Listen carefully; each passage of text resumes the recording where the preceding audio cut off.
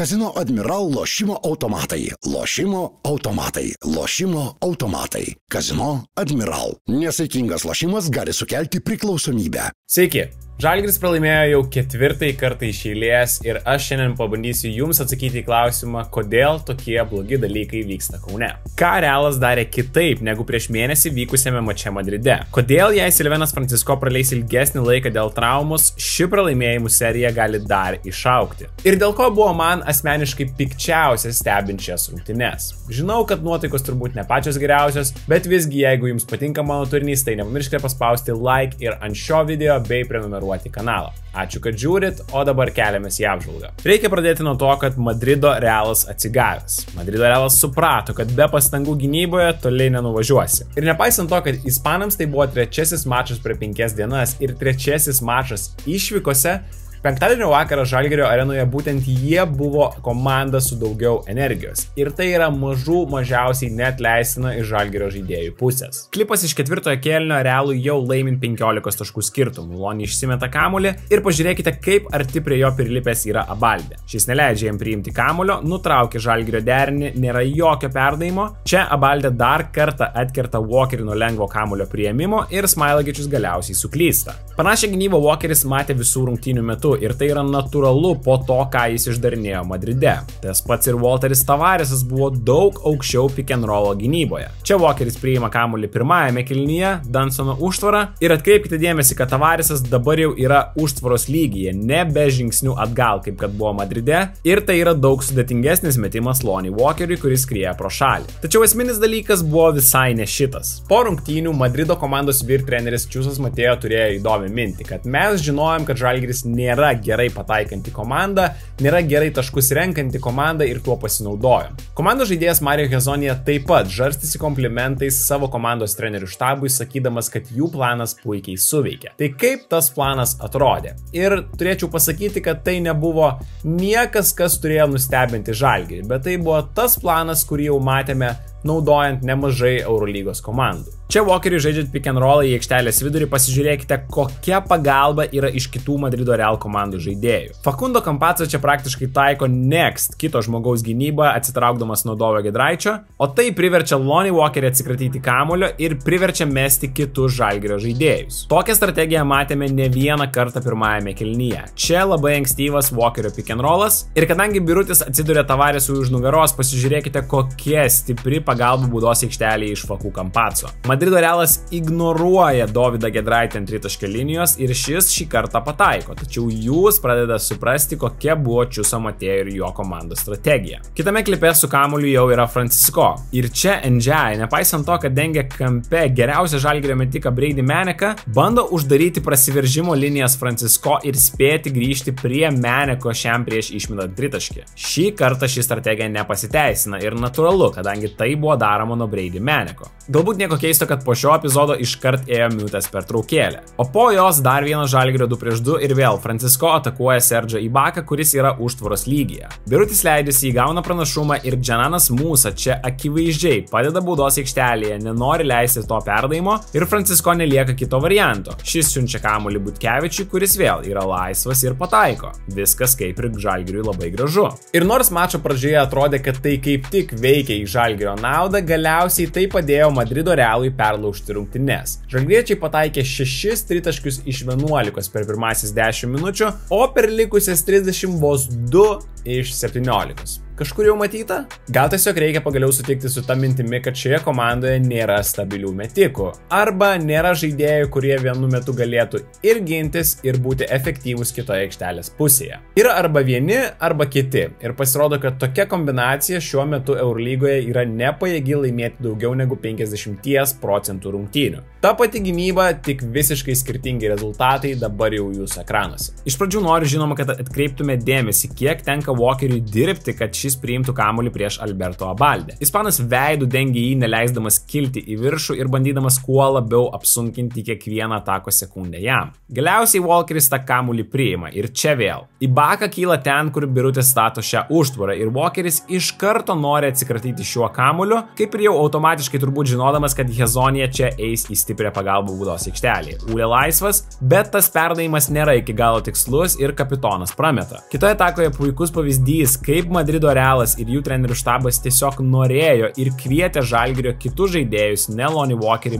mesti tuos tritaškius klauzauto situacijose. Čia pick and rollo metu Lonnie nemato, kokia stipri pagalba iš Andre Felizo eina vėl nuo to pačio Dovydo Giedraičio. Dovis ir pats čia galėjo pasislinkti kiek aukščiau, taip palengvindamas Lonnie Walkeriui perdavimo liniją. Žalgiriui tenka improvizuoti, Realo komandoje matome ne vieną ir ne dvi rotacijas ir tai yra labai sunkus metimas paskutinėmis sekundėmis. Galiausiai trečia taka iš eilės ir trečias toks pats rezultatas. Lonnie Walkeris su kamuoliu, jo 2-2 ir šį kartą puikus sprendimas. Amerikietis mato Andre Felizo pagalbą prieš Birutį, Dovis Giedraitis ir vėl laisvas silpnoje pusėje ir vėl Žalgirio tritaškis skrieja pro šalį. Na, kai nesiseka, tai nesiseka. Gaila, bet Francisco lygioje vietoje išsisuka koja ir čia atrodo, kad rungtynės yra nusprendžiamos. Taip, tiek nuo Silveno Francisco yra priklausomas šitas Žalgiris ir aš galbūt net pasakysiu, kad jis yra pats svarbiausias komandos žaidėjas, net ir svarbesnis už Lonnie Walkerį. Prancūzas yra vienintelis komandoje, kuris gali ne tik rinkti taškus, bet ir presiveržti, sutraukti gynybą, suspausti varžovus baudos aikštelėje ir vėliau išmėtyti perdavimus tam, kam reikia. Lonnie gali pataikyti po driblingo iš vidutinio nuotolio ar tritaškio, bet tai nėra tas žaidėjas, kuris kažką sukuria kitiems. Nebent varžovų gynyba tą jam leidžia daryti. Pavyzdžiui, kaip Partizanas jį dvigubindavo, dar ir virš tritaškio vos tik jis priimdavo kamuolį. Šiaip beje, reikia pripažinti, kad pati pradžia be Francisco nežadėjo kaip ir nieko bloga. Lukas Lekavičius, kurį trinkieri pagaliau registravo po ilgo tarpo, lyg, nujausdamas kažką blogo, turėjo gerą pirmąjį įėjimą pirmas kelias minutės aikštelėje. Žalgiris turėjo kitą nemažą akcentą šiame mače, tai yra Mario Hezonijos atakavimas ir pick and rollas su 4 pozicijos žaidėjų. Čia matome trumpą stepautą iš jo ir tai leidžia Lukui pasinaudoti savo greičiu, įeiti į baudos aikštelę ir numesti puikų perdavimą Biručiui, kuris išprovokuoja Ibakos pražangą. Kitame klipe Sirvidžiui Hezonijos užatakuoti nepavyksta, bet derinys tęsiasi toliau ir Lukas žaidžia 2-2 su Biručiu. Iš pirmos užtvaros kažko sukurti nepavyksta, ataka tęsiasi, Žalgiris turi kažkokį tais tęstinumą ir nepaisant to, kad lieka vos 3 sekundės, Lukas sugeba kažką sukurti prieš Ibaką, kuris čia kiek per pasyviai dengiasi prieš Lekavičių. Buvo dar ir trečias geras Luko epizodas iš eilės pirmojo kėlinio pabaigoje. Čia jau jis, o nebe Lonnie Walkeris prieš Alberto Abaldę ir Birutis kyla statyti užtvaros. Jis keičia užtvaros kampą paskutinę sekundę, dėl to Lukui tampa dar lengviau dabar eiti nuo užtvaros. 2 žaidėjai apgauti, Alberto Abaldė visiškai suklaidintas per kelis metrus ir 26-15 plus 11 Žalgiriui ir tai patinka net ir mūsų prezidentui. Kazino Admiral lošimo automatai. Lošimo automatai. Lošimo automatai. Kazino Admiral. Nesaikingas lošimas gali sukelti priklausomybę. Bet trečiajame kėlinyje vaizdelis be Francisco atrodė, tragiškai. Ir kadangi matėme, kaip baigėsi Žalgirio planas atakuoti Tavaresą ir kitus Realo aukštaūgius, dabar jau Žalgirio planas, tai yra planas B, buvo daugiau atakuoti Mario Hezoniją ir žaisti tą įžaidėjo ir 4 pozicijos, tai yra Edgaro Ulanovo 2-2 žaidimą. Tačiau ir čia, paprasčiausiai žalgiriečių individualaus meistriškumo trūkumas. Pavyzdžiui, paprasčiausiai, kiek kartų matėte Dovį Giedraitį prametant iš baudos aikštelės iš gana gerų situacijų penktadienio vakarą. Madridas tikrai nesigynė prastai, bet trūko ir kamuolių judėjimo, o ir tokiose situacijose, kur Madrido Realas įmesdavo, žalgiriečiai to nesugebėdavo padaryti. Čia vėl grįžtame prie mano neseniai minėto Mario Hezonijos atakavimų. Po išsimetimo iš užgalinės linijos, Dovis Giedraitis laukia užtvaros, kuri turi ateiti iš Edgaro Ulanovo. Mario Hezonija ir vėl, tas jo trumpas stepautas čia nieko nepadaro. Dovis Giedraitis jį apeina, bet turbūt gal kažkiek ir įsigąsta Walterio Tavareso baudos aikštelėje ir prameta šitą gan gerą metimą. O kuomet dar ir Lonnie Walkeris atsisėdo ant suoliuko, atrodė, kad tiesiog grįžome kelis metus į praeitį, kuomet nuo Luko Lekavičiaus tų mini atkarpų priklauso rungtynės. Ir prieš Madrido Realą 2025 metais dėja, kad su Luko Lekavičiaus atkarpomis nemanau, kad ir laimėsi. Nors ir pačios situacijos jam, tai yra Lukui, tikrai nebuvo prastos. Trečio kėlinio antroje pusėje ir vėl ta pati idėja. 2-2 aikštelės kampe ir Žalgiris gauna tą išsikeitimą, kurio ir nori. Ulanovas lieka su mažesniu kampacu. Hezonija čia akivaizdžiai eina padėti, Lukas yra klauzauto situacijoje ir viską daro gerai, bando atakuoti į baudos aikštelę. Tačiau jis patenka į kelių žmonių spūstį ir Madrido žaidėjo aktyvios rankos priverčia jį suklysti. Na ir kuomet Lukas aikštelėje, tu žinai, kad jis tiesiog turi būti agresyvus puolime, kadangi kitaip jis neatsvers savo trūkumų gynyboje. Čia 2 užtvaros jam arba tiesiog double dragas ir Felizas eina eina per apačią sulig pirmąją, o vėliau jau seka iš paskos. Serge'as Ibaka labai pasyviame dropė ir Lukas viską daro gerai. Atakuoja iš vidutinio nuotolio, tačiau paprasčiausiai nepataiko. Žalgiris atsilieka jau 9 taškais ir čia Sirvydis užspaustas kampe. Lukas priima kamuolį, bando žaisti 2 prieš 2 su atšokimu kartu su Alenu Smailagičiumi, bet pasižiūrėkite, kokia Andre Felizo gynyba čia. Žalgirio atakai likusios vos 5 sekundės ir Smailagičius bando atšokti ties tritaškiu. Jis neleidžia čia serbui ilgai prisitaikyti ir manyčiau, kad tai privertė serbą pramesti šį metimą. Ir galiausiai paskutinė prasto trečiojo kėlinio ataka. Žalgiris bando naudoti dar vieną ginklą, ispaniškai pick and rollą, ir čia visiška miskomunikacija Madrido Real gynyboje. Lukas yra absoliučiai laisvas, tai yra gan neblogas metimas, apart to, kad dar lieka 8 sekundės, bet jis tiesiog prameta ir dar gerai, kad Smailagičius čia sugeba atsikovoti kamuolį puolime. Turbūt su manim sutiksite, kad dėl tų pramestų gerų metimų kaip ir pykti negalime mes visi, ypač dėl tų gerai susikurtų metimų. Dėl ko yra skaudžiausia, tai kad Žalgiris per paskutinis 4-5 rungtynes yra praradęs tą norą, energiją, užsivedimą, tą ugnelę akyse. Atrodo tie dalykai, kurie Žalgirį ir vedė į pergalės pirmoje sezono pusėje. Tiesiog nebėra alkio ir aš nežinau, ar čia yra tie pralaimėjimai, ar čia tas negatyvumas atsilėmė komandai. Bet to labai trūksta, tą aš pastebiu jau ne pirmąjį kartą ir net sunku pasakyti yra, kaip dabar jį sugrąžinti. Čia yra paprasčiausiai ne tas pats Žalgiris, kurį mes matėme pirmaujant Eurolygoje su 6 pergalėmis ir 1 pralaimėjimu. Kaip gali Madrido Realas žaidžiantis 3 kartą per 5 dienas, 3 kartą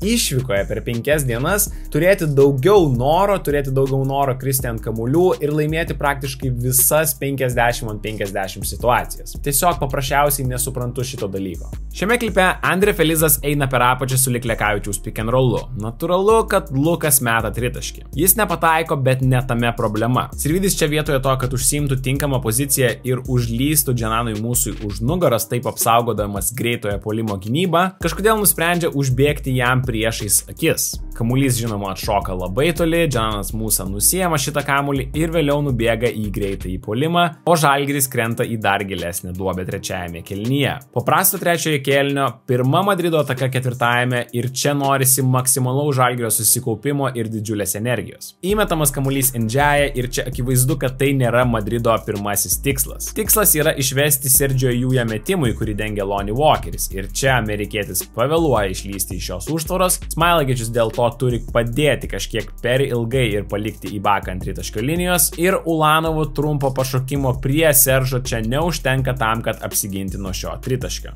Atrodo mažos detalės, bet kiek daug jos reiškia. Na ir galiausiai Madrido atkovoti kamuoliai puolime, kurie galutinai paskandino Žalgirį. Iš pradžių čia po išsikeitimo Brady Manikas lieka su Seržu Ibaka. Ir kuomet Sergio Jujas prasiveržia, Seržas Ibaka natūralu, kad pamušė šitą kamuolį 1-2 kartą ir galiausiai Felizas jį sugriebė. Dabar jau Abaldė bando veržtis į baudos aikštelę, čia vėl yra Ibaka. Situaciją bando taisyti Lonnie Walkeris, kuris pamuša šitą kamuolį ant tritaškio, bet pirmas prie šito 50-50 kamuolio yra Sergio Jujas, o ne kuris nors Žalgirio žaidėjas, ir tai galiausiai vos per 5 sekundės virsta Andre Felizo didžiuliais 3 taškais. Trinkeri paima minutės pertraukėlę, bet po jos vėl tas pats vaizdelis. Sergio Jujas žaidžia 1-1 prieš Dunstoną ir Walkeris turi aukštesnį Ibaką prie savęs, bet pagrindinė problema čia yra ne tame. Brady Manikas nesugeba atsitverti Ndžiają šiame klipe, kuris pelno 2 taškus. -22 ir viskas aišku. Duobė gilėja, situacija labai liūdna, o ir neaišku, kiek laiko Silvenas Francisconė žais dėl traumos. Reikia lyderystės, reikia būdų, kaip atgaivinti komandą, kurioje daug žaidėjų dabar atrodo abejingi situacijai arba tiesiog praradę pasitikėjimą. Žodžiu, labai daug klausimų Andrėja Trinkieri, mažai laiko kažką keisti. Ir tikiu, kad ir jūs turite nemažai klausimų ar pastebėjimų apie tai, kas vyksta Žalgiryje, taip kad susirašome komentaruose, būtinai praktiškai visiems jums atsakysiu. Nepamirškite paspausti like, jeigu jums patiko šitas video. Ačiū, kad žiūrit ir mes susimatysim jau greitai. Iki.